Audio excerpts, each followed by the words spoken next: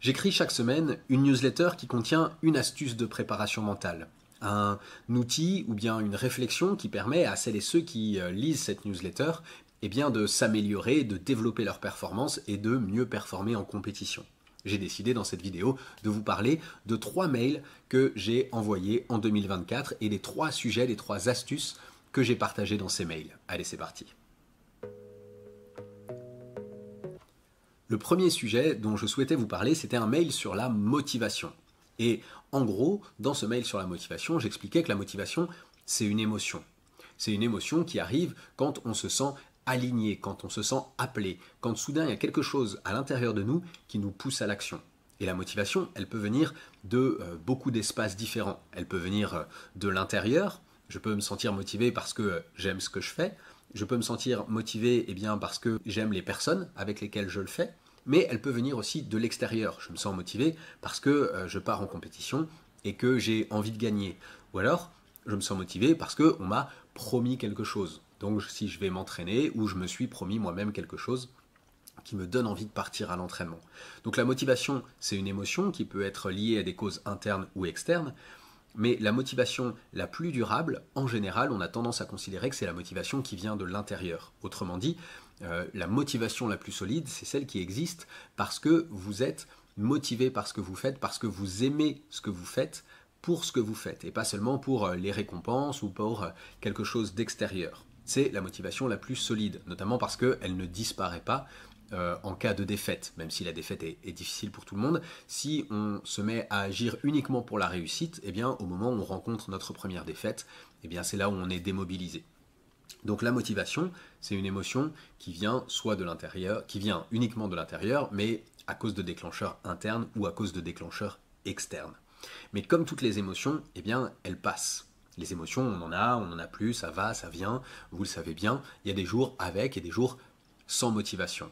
Les jours où on est avec la motivation, pas de problème. Les jours sans motivation, ça arrive aussi et c'est là où la discipline doit reprendre le dessus. C'est-à-dire qu'il faut prévoir les jours où vous n'aurez pas la motivation et il faut prévoir des systèmes qui vous permettent quand même de passer à l'action si vous devez passer à l'action. Si vous devez aller vous entraîner, il faut des systèmes qui soient contraignants, qui vous poussent à la discipline, même si vous ne devez pas vous entraîner. Attention, s'il y a un jour pas de motivation, 2 jours, 3 jours pas de motivation, ça arrive. Si ça commence à durer dans le temps, c'est peut-être que structurellement, il y a une véritable question à se poser. Le deuxième email dont je voulais vous parler, c'était un email qui s'appelait « Écrire ». Et là-dedans, j'expliquais qu'il était extrêmement important de sortir ses pensées de son cerveau.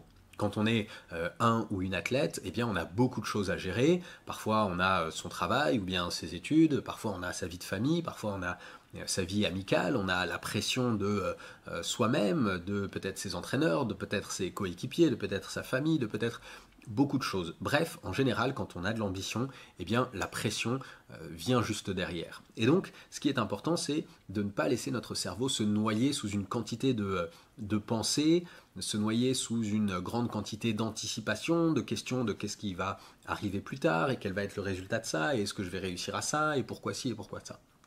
Pour réussir à sortir de cela, c'est important de trouver des stratégies pour aider les pensées à s'évacuer.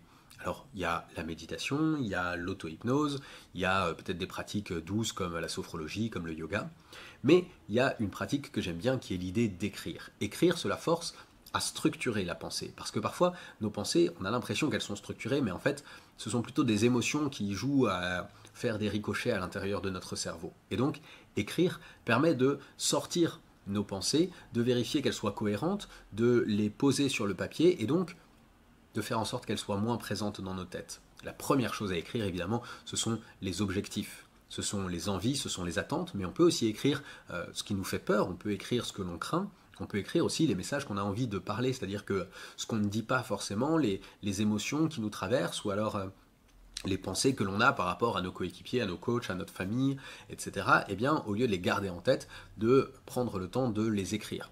Alors ça fait un petit peu old school de prendre la plume, mais parfois ça fait du bien, ça permet de structurer et surtout ça permet de vider le cerveau. Offrez-vous un moment pour vider le cerveau, pour repartir sur une page quasiment blanche, prenez le temps d'écrire.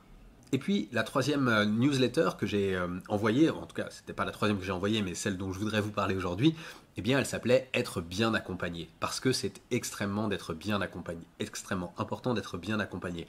Et je ne dis pas seulement ça parce que je suis préparateur mental de sportives et de sportifs, et que si vous souhaitez être accompagné sur la partie mentale, vous pouvez voir le coaching que je propose en description de cette vidéo. Mais je dis que être bien accompagné, c'est quelque chose de plus global. C'est-à-dire qu'il y a en réalité beaucoup de personnes qui vous accompagnent déjà. Votre coach ou vos coachs, il y a peut-être vos coéquipiers si vous faites un sport d'équipe, il y a peut-être votre famille, il y a peut-être vos amis, il y a peut-être vos collègues si vous en parlez autour de vous, ou vos camarades de cours si c'est quelque chose d'important et dont vous parlez. En fait, toutes ces personnes-là sont des personnes qui vont avoir un impact sur vous. Et donc, se mettre dans une mentalité de performance, c'est-à-dire réussir à mettre toutes les ressources à votre disposition au service de la performance que vous allez faire, eh bien, c'est faire participer toutes ces personnes et considérer que toutes ces personnes-là vous accompagnent.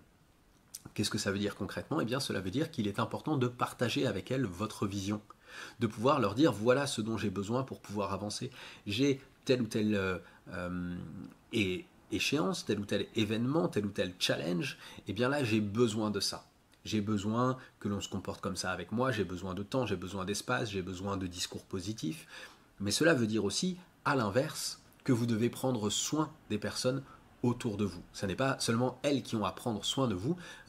Être bien accompagné, c'est aussi prendre soin des personnes de qualité qui nous entourent. Et enfin, c'est aussi soigner et choisir ces personnes. C'est-à-dire que là, vous pouvez choisir, je l'ai dit, un préparateur mental de qualité, un préparateur physique, une préparatrice physique de qualité, des coachs de qualité. Et donc, c'est un agent peut-être de qualité. Ce qui est important, c'est de se dire, à la fois, je souhaite que mon environnement puisse prendre soin de moi et que je puisse lui partager ma vision et mes besoins, mais j'ai aussi besoin de prendre soin de mon environnement et de choisir quelle personne je mets dans ma team. C'est vous le capitaine, c'est vous le capitaine de votre propre aventure, et donc c'est important de constituer un équipage qui vous ressemble.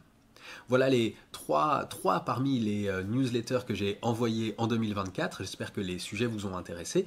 Si c'est le cas, vous pouvez vous abonner à ma newsletter, elle est gratuite, vous trouverez le lien en description de cette vidéo, et cela vous permettra de recevoir chaque semaine une petite astuce, un petit outil, une réflexion de préparation mentale pour vous aider à progresser et à donner le meilleur de vous-même en compétition.